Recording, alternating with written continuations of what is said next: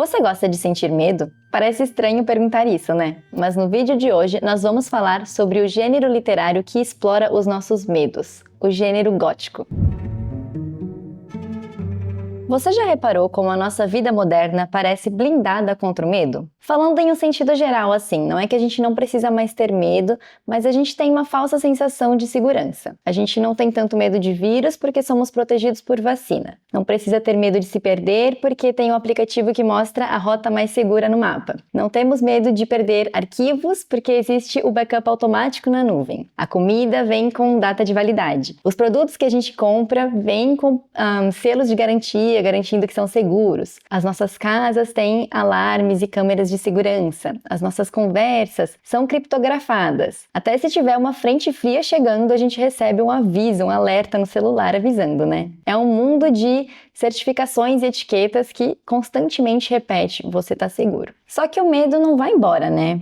Já reparou que mesmo que a gente tenha essa sensação de segurança, que nem é uma segurança verdadeira, né, uma falsa sensação, a gente ainda checa 2 vezes se trancou a porta de casa. E se a gente acorda no meio da noite, antes de se levantar, a gente precisa acender a luz, né? É curioso, porque a gente sente medo de algo que não sabe se tá lá. E outro fato curioso é que a gente ainda busca sentir esse medo. E para perceber isso, basta observar a popularidade dos filmes e séries de terror. Então a gente está buscando sentir isso, né? Já tinha percebido que o terror, esse sentimento que o medo traz, tem um certo fascínio sobre as pessoas?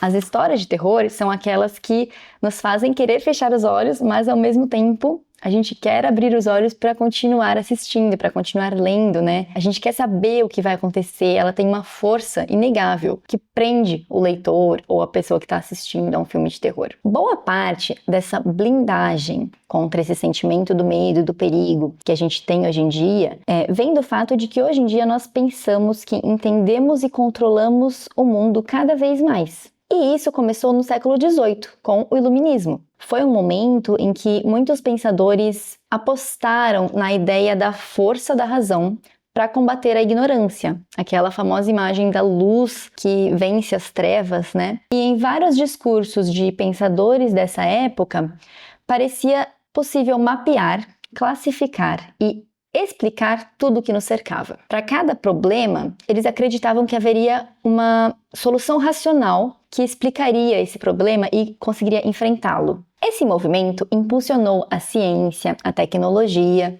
mas também a ideia de que o ser humano e a sociedade poderiam ser totalmente controlados e administrados. E é esse excesso de confiança na razão que um grupo de autores começou a problematizar. Eles perceberam que algo importante estava sendo deixado de lado. Alguma coisa que, na opinião deles, era importante demais para ser negado. Vamos começar pelo nome? Antes de ser um gênero literário, gótico era um termo da arquitetura. Esse termo era usado para falar das grandes construções medievais europeias, que eram caracterizadas por arcos pontiagudos, vitrais enormes, abóbadas nervuradas e gárgulas. Esse estilo surgiu na França e se popularizou pela Europa entre os séculos XII e XVI e acabou se tornando o modo dominante de construir catedrais e monastérios durante a Baixa Idade Média. Alguns exemplos de edifícios góticos para você ter em mente são a Abadia de Westminster, em Londres, onde tradicionalmente a realeza britânica é coroada e celebra o matrimônio, e a Catedral de Notre-Dame de Paris. Mas, com o passar dos séculos, naturalmente, o gosto das pessoas vai mudando. E com a chegada do Renascimento, os arquitetos começaram a preferir um retorno à harmonia e à proporção da antiguidade clássica. A inspiração passou a ser os templos gregos e romanos, com a valorização de colunas, arcos de meio ponto e cúpulas. Para eles, a beleza estava na simetria e na ordem, em contraste com a verticalidade e o drama emocional do gótico. Por isso, no Renascimento, o estilo gótico passou a ser visto como algo bárbaro, exagerado, algo do passado. Gótico virou um termo pejorativo, chegou a ter a mesma conotação de vandalismo e virou sinônimo de um termo medieval, irracional e pré-moderno. Então, a partir daí, esse estilo foi deixado para trás. Agora guarda essas informações e vamos dar um salto no tempo para meados do século XVIII, para conhecer um inglês bem peculiar chamado Horace Walpole. Horace trabalhava como antiquário e escritor. e ele era apaixonado por história medieval. Tanto que ele reformou seu casarão para se tornar um castelo medieval em estilo neogótico, o Strawberry Hill. Certa noite, o Horace estava dormindo em seu castelo quando ele acordou de um pesadelo. E inspirado por esse pesadelo aterrorizante, Horace escreve um livro que ele intitula O Castelo de Otranto. Esse livro conta a história do senhor do castelo, Manfred, que é obcecado pela ideia de manter o poder e a linhagem de sua família, porque ele ouviu uma antiga profecia que dizia que a sua família estava amaldiçoada. Aí o filho dele está noivo de uma jovem, mas no dia do casamento acontece algo sobrenatural e seu filho morre. E isso desencadeia a maldição da profecia. O próprio Manfred decide então se casar com a Nora, a noiva do falecido filho, que fica aterrorizada com essa ideia e foge pelos corredores subterrâneos do castelo, até que ela é finalmente ajudada por um camponês misterioso, que mais tarde a gente vai descobrir que é o verdadeiro herdeiro do castelo. Agora, um detalhe importante. Horace deu a esse livro um subtítulo: Uma História Gótica.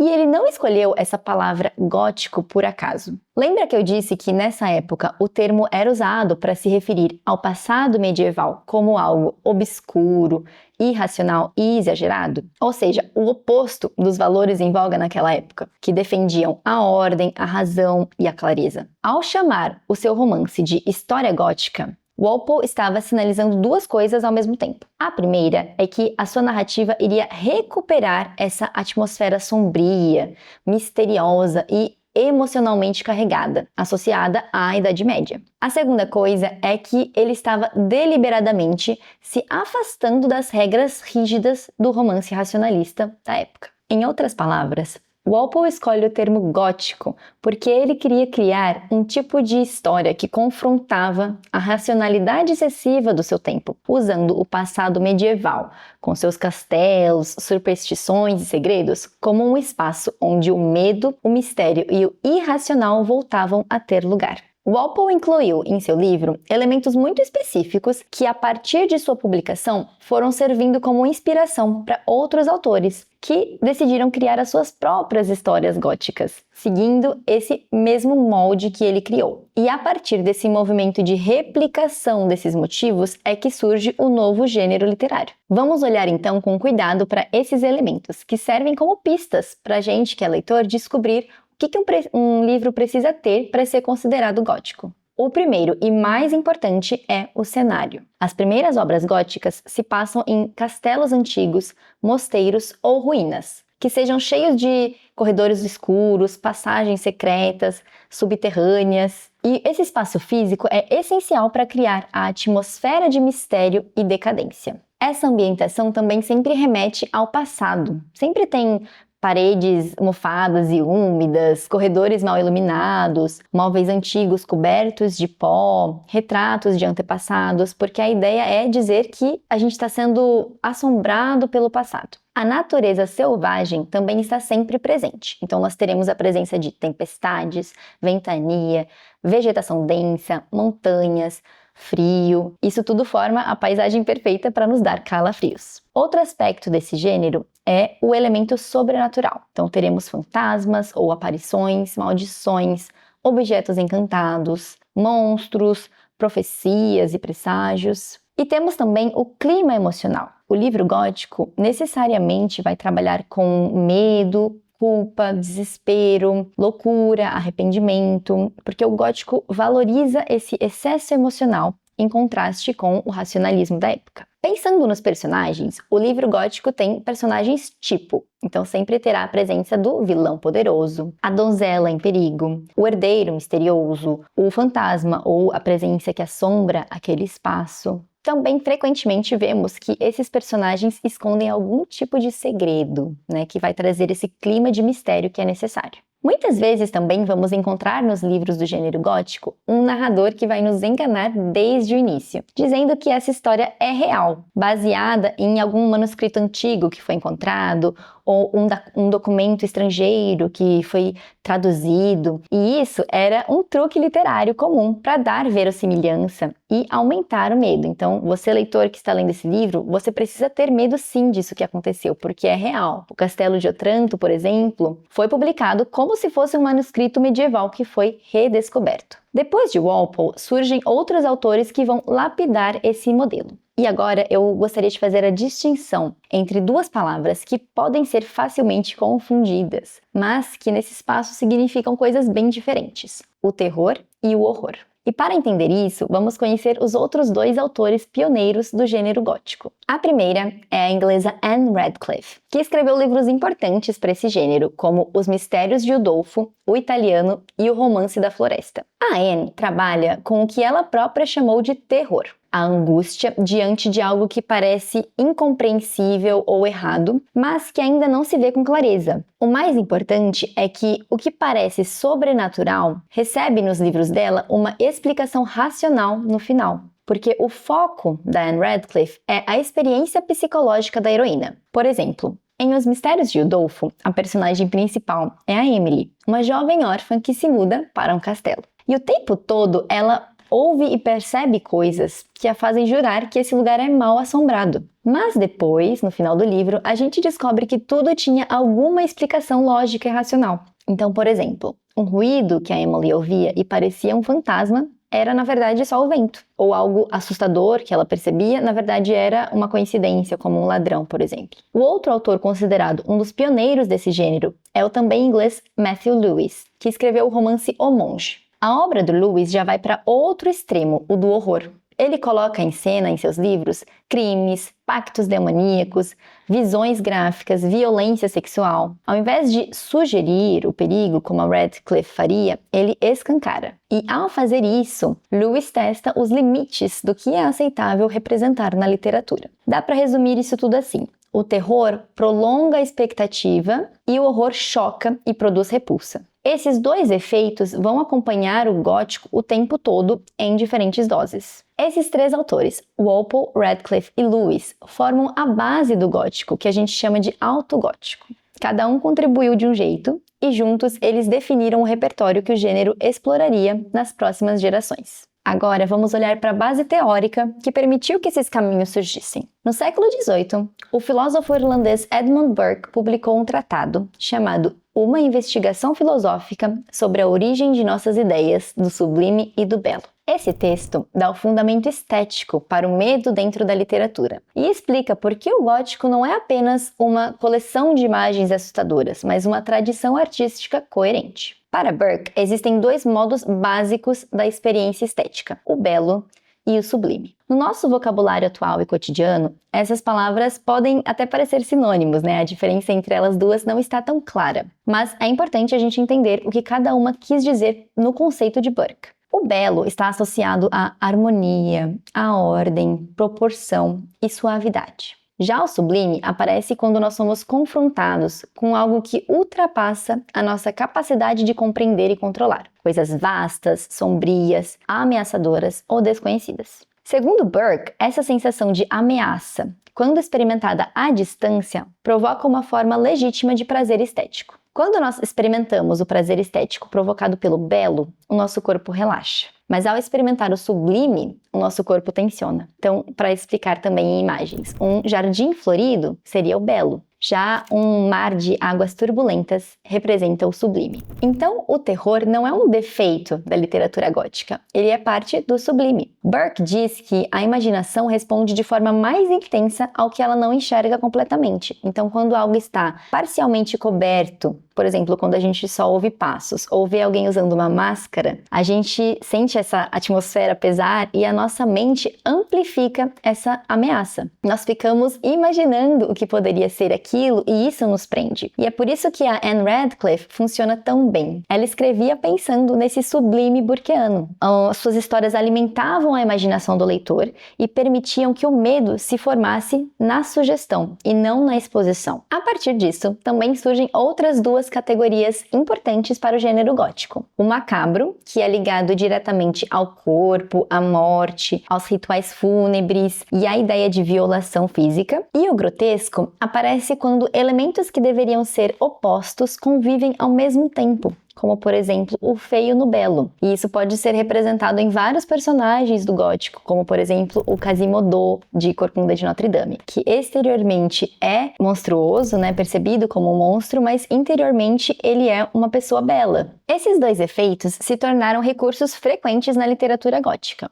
O macabro lembra que o corpo é finito, e o grotesco revela que a harmonia do mundo pode se romper com facilidade. Quando combinados com o terror e o horror, eles criam essas imagens que ficam na mente do leitor. E é por isso que quando a gente chega ao século XVIII e observamos os próximos livros góticos, já encontramos um repertório bem amplo. Terror, horror, sublime, macabro, grotesco. Esses elementos se combinam para criar histórias que dão forma literária ao que a cultura estava tentando esconder ou racionalizar demais. Como todo estilo vivo, o gótico também se transformou. Quando o século XIX começou a avançar e a Inglaterra entrou na era vitoriana, a literatura gótica sai um pouco do castelo medieval e começa a se misturar com outras preocupações da época, como a ciência, as tensões de classe, a posição da mulher e o medo da decadência. A popularidade desse gênero explodiu na virada para o século XIX, coincidindo com o movimento romântico. Em termos históricos, o gótico começa um pouco antes, mas é nesse encontro com o romantismo que ele ganha fôlego e se torna, de certo modo, o lado sombrio do romantismo. Nós já temos aqui no canal um vídeo onde a Thaís explica o movimento do romantismo em detalhes que vale muito a pena assistir. Um dos momentos mais icônicos dessa transição aconteceu em 1816, o ano sem verão, quando um grupo notável de amigos se reuniu na Suíça. Eles estavam ilhados dentro de uma casa, sem poder sair por conta de uma tempestade. E então, o poeta inglês Lord Byron decidiu lançar aos seus amigos um desafio. Cada um deveria tentar escrever uma história de terror assustadora. Desse desafio, nasceram dois livros muito importantes para o futuro da literatura gótica. O primeiro foi a novela O Vampiro, que foi escrito por John Polidori, que era médico e secretário do Byron. Essa obra estabeleceu o arquétipo do vampiro aristocrático romântico na literatura,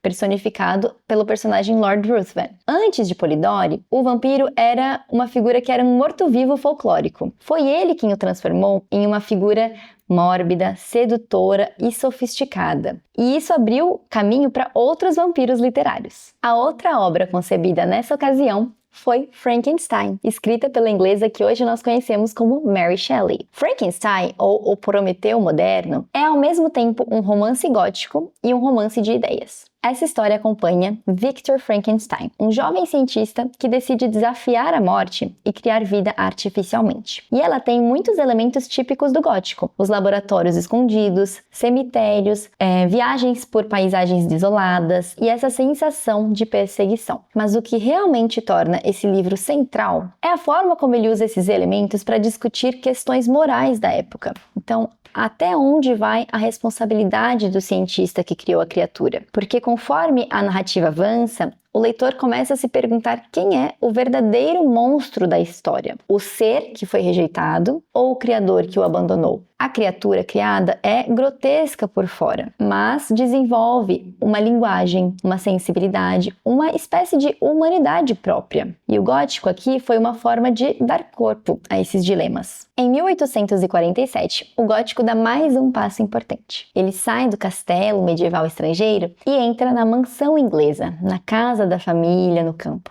E aqui entram os romances das irmãs inglesas Charlotte e Emily Brontë. Charlotte escreve Jane Eyre, com a mansão Thornfield Hall como cenário principal. Um casarão isolado, com corredores escuros e um sótão que guarda um segredo. Nessa história, não tem a presença de monstros sobrenaturais, mas existe um passado oculto que vive literalmente trancado no andar de cima, como se fosse uma parte da história que a sociedade prefere esconder. A protagonista é uma mulher pobre, uma governanta, que é observadora e circula entre diferentes mundos sociais. E ela vai descobrindo pouco a pouco o que se esconde por trás dessa fachada respeitável.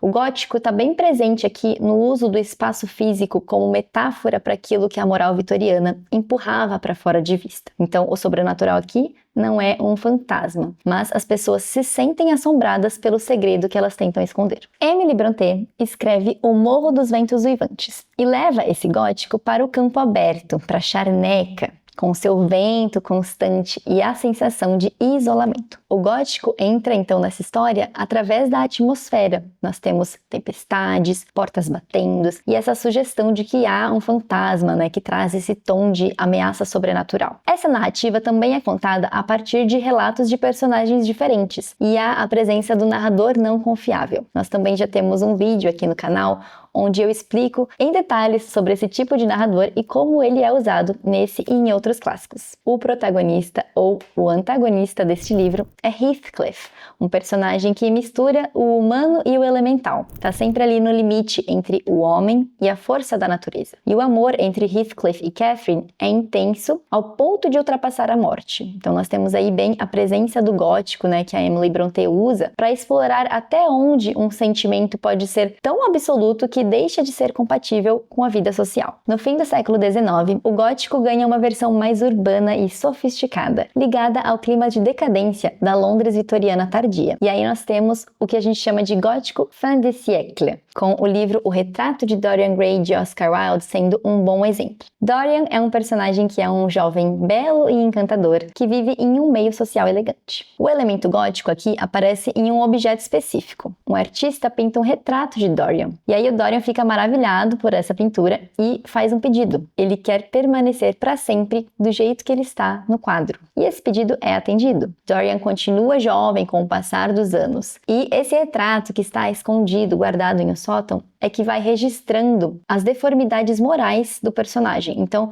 no retrato, ele vai apodrecendo, se deformando, envelhecendo. E o Dorian da vida real continua impecável e intacto. O retrato vira, então, um duplo do personagem Dorian. E ele representa aquelas partes sombrias do ser humano que a gente preferiria poder deixar escondido, né? Que a gente gostaria que ninguém visse os nossos defeitos, nossos vícios, a nossa decadência moral. Oscar Wilde aproveita a estrutura gótica para criticar uma sociedade que se preocupa muito com aparência, etiquetas, respeitabilidade e valoriza a forma acima da função, a estética acima da moral e prefere empurrar essas partes negras, partes sombrias do ser humano para um canto e deixá-las escondidas. Inclusive, o duplo ou doppelganger é também um elemento bastante presente na literatura gótica, que é quando uma personagem se vê duplicada de alguma forma. Ele aparece em narrativas que lidam com identidade fragmentada ou com culpa, desejo reprimido, o bem e o mal dentro da mesma pessoa, que são temas muito góticos. Outro livro gótico que usa o duplo é O Médico e o Monstro, escrito por Robert Louis Stevenson, em 1886, onde nós temos o Dr. Jekyll e o Sr. Hyde como duas faces da mesma pessoa. Em 1897, Bram Stoker publica Drácula, que condensa muitos elementos do gótico clássico, mas também se atualiza. O Conde Drácula vive em um castelo na Transilvânia, cercado por neblina, lobos e precipícios. Até aí é bastante tradicional, mas boa parte da ação se desloca para a Inglaterra vitoriana, e o romance é narrado em forma de diários, cartas, recortes de jornal, relatórios médicos. Isso faz com que a história seja contada a partir de vários pontos de vista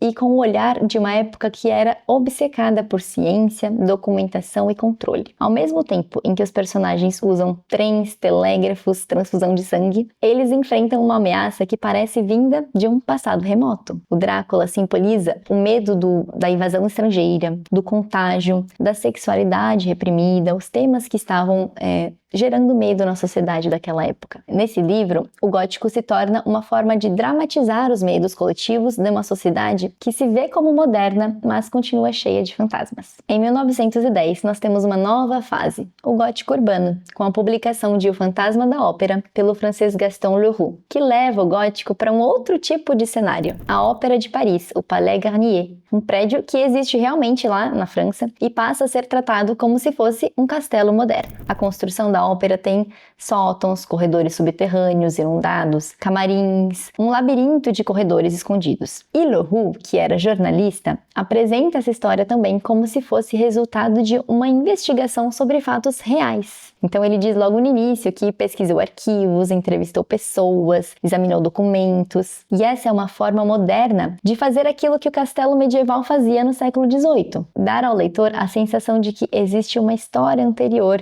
que o prédio guarda e os personagens estão começando a entender. O fantasma retratado no título da obra, na verdade, é um homem, é o Eric, e ele é uma figura típica do gótico. Fisicamente, ele é deformado, mas interiormente ele tem uma riqueza, né? Ele é um gênio da música, da arquitetura, ele é um intelectual e ele vive escondido ali nos subterrâneos do prédio. Nós temos também aqui a presença da donzela em perigo, tão típica do gótico. Nessa história, ela é a Christine, uma jovem artista em formação que trabalha ali na ópera e ela se vê dividida em um triângulo amoroso entre Eric, que é o fantasma, e Raul, um aristocrata que era seu amigo de infância. E mais uma vez nós temos aqui nessa obra uma crítica a essa sociedade que valoriza a estética acima da performance. Ao longo do século XIX, essa sensibilidade contaminou toda a cultura. Enquanto tudo isso acontecia nos romances e novelas, outros formatos literários também absorveram essa sensibilidade. Então agora eu vou mencionar alguns livros que não são estritamente góticos, mas nos quais a gente consegue perceber elementos que foram diretamente inspirados por esse movimento, por esses termos sobre os quais a gente falou que foram desenvolvidos na literatura gótica. Um dos autores que foi influenciado pelo gótico e é um dos mestres do terror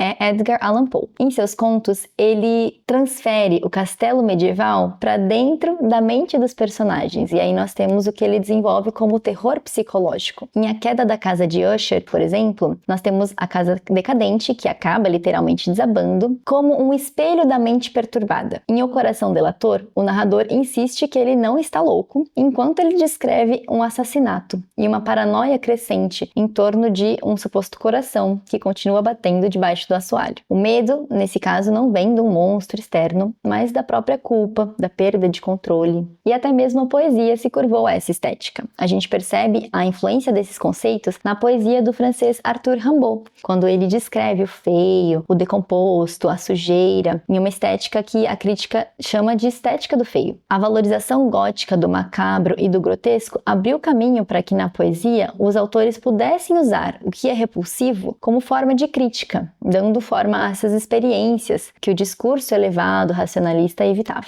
No século XX, o gótico não desapareceu, mas se transformou, infiltrando-se em novas geografias e estéticas. Nós temos, por exemplo, o gótico sulista americano, com autores como William Faulkner e Flannery O'Connor, e aí o cenário já é outro, são fazendas decadentes, cidades pequenas, temos famílias marcadas por violência. O que fica claro com todos esses exemplos é que o gótico se prova um gênero incrivelmente adaptável. Ele não depende dos castelos e da neblina, ele depende de um conjunto de ferramentas simbólicas e de uma sensibilidade que pode ser aplicada a diferentes contextos históricos, a diferentes ambientes. E quando você começa a observar esse repertório funcionando ao ler uma obra gótica, você percebe que essas obras estão dialogando com questões muito maiores: o iluminismo, a ciência, a moral e até os nossos conceitos estéticos. E é isso que faz o gótico continuar tão vivo e reconhecível até hoje. Agora eu queria ouvir de você. Na sua opinião, qual é o personagem gótico mais icônico da literatura? Escreve aí nos comentários que eu vou adorar saber. Obrigada e boa leitura!